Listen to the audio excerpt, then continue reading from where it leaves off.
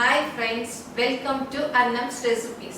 எங்க சேனலை சப்ஸ்கிரைப் பண்ணவங்களுக்கு ரொம்ப தேங்க்ஸ். சப்ஸ்கிரைப் பண்ணாதவங்க சப்ஸ்கிரைப் பண்ணிக்கங்க. இன்னைக்கு என்ன ரெசிபி செய்யலாம் அப்படிங்கறத பார்ப்போம். இன்னைக்கு பனீர் பிரியாணி எப்படி செய்யலாம்னு பார்ப்போம். இதுக்கு ஒரு குக்கர் எடுத்துட்டு அதுல ஒரு 2 டீஸ்பூன் அளவு எண்ணெய். நான் இன்னைக்கு 1 கப் அளவு போட போறேன். அதாவது ஒரு டம்ளர் நம்ம வீட்டில எல்லாம் யூஸ் பண்ணுவோம் இல்லையா, அந்த டம்ளர் அளவு. கொஞ்சம் நெய், ஒரு 2 டீஸ்பூன் அளவுன்னு வச்சுக்கோங்க.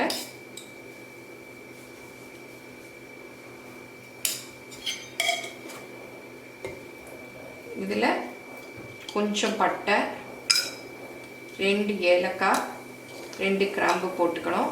அப்புறம் முந்திரி வேணும்னா போட்டுக்கலாம், வேணாட்ட விட்டுறலாம். ஒரு 5-6 போட்டிருக்கேன். இது நல்லா பொரிஞ்ச உடனே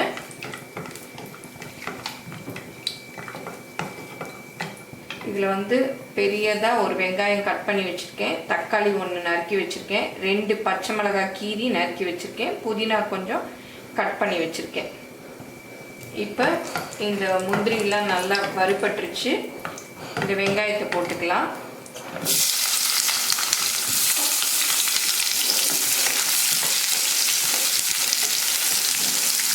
இப்போ இந்த பச்சை மிளகாயும் போட்டுக்கலாம்.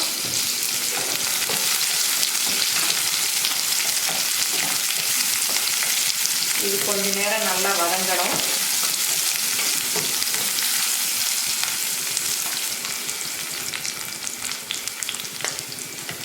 இப்போ வெங்காயம் நல்லா வதங்கிடுச்சு.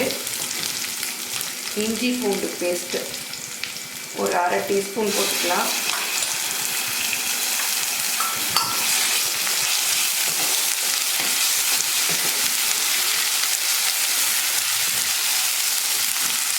இந்த கட் பண்ணி வச்சுட்டு தக்காளியும் போட்டுக்கலாம், புதினாவையும் போட்டுக்கலாம்.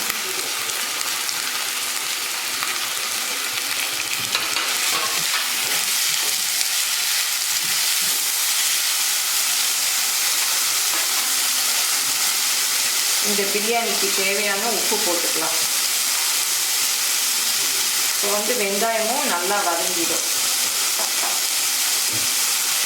வெங்காயம் தக்காளி எல்லாமே நல்லா மேஷ் ஆகிடும்.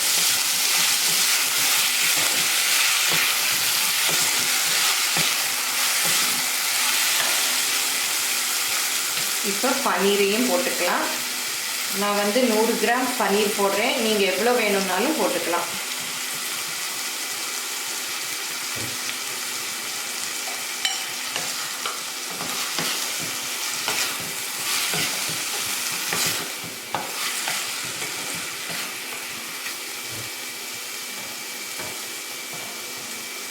ரெண்டு பச்சை மிளகாய் தான் போட்டிருக்கேன், அதனால கொஞ்சம் மிளகாப்பொடி, அதாவது 1/2 டீஸ்பூன் அளவுக்கு, அவங்கவுங்களுக்கு எவ்வளோ காரம் வேணுமோ அவ்வளோ போட்டுக்கங்க.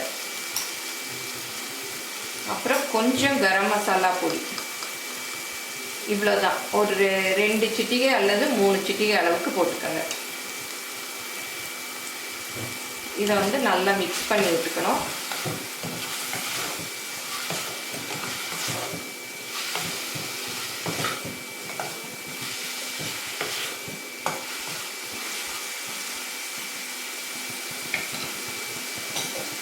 நான் இந்த டம்ளரில் 1 டம்ளர் அரிசி எடுப்பேன், அதனால அதுக்கு 1.5 டம்ளர் தண்ணி ஊற்றிடுவேன்.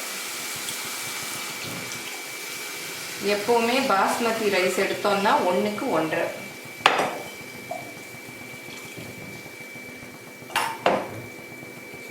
இது நல்லா கொதிக்கட்டும்.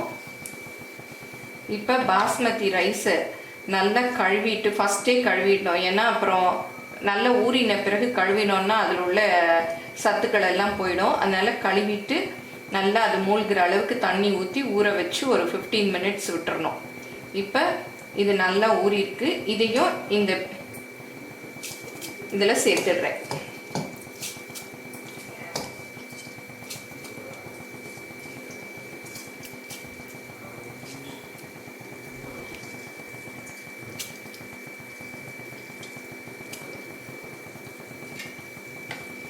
இது நல்லா கொதிச்சதும் குக்கரை மூடி ஒரு விசில் விட்டால் போதும்.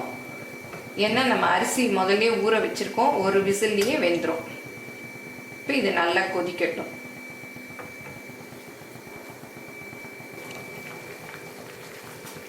இப்போ நல்லா கொதிச்சிருச்சு. ஒரு தடவை கரண்டியால் மிக்ஸ் பண்ணி விட்டுட்டு குக்கரை மூடி ஒரு விசில் விட்டுடலாம்.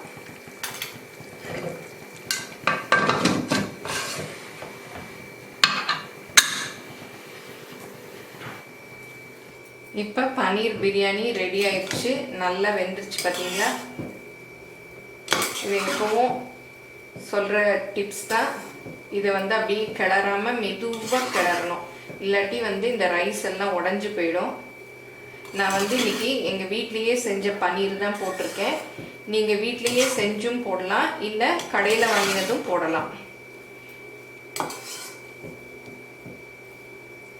இப்போ ரைஸ் எல்லாம் பார்த்தீங்கன்னா நல்லா உதிரியாக இருக்குது. இந்த பன்னீர் பிரியாணியை எல்லாரும் செஞ்சு பாருங்கள். எப்படி இருந்ததுன்னு உங்கள் கமெண்ட்ஸை எங்களோட ஷேர் பண்ணுங்கள். எங்கள் சேனலை மறக்காமல் சப்ஸ்கிரைப் பண்ணுங்கள். தேங்க்யூ.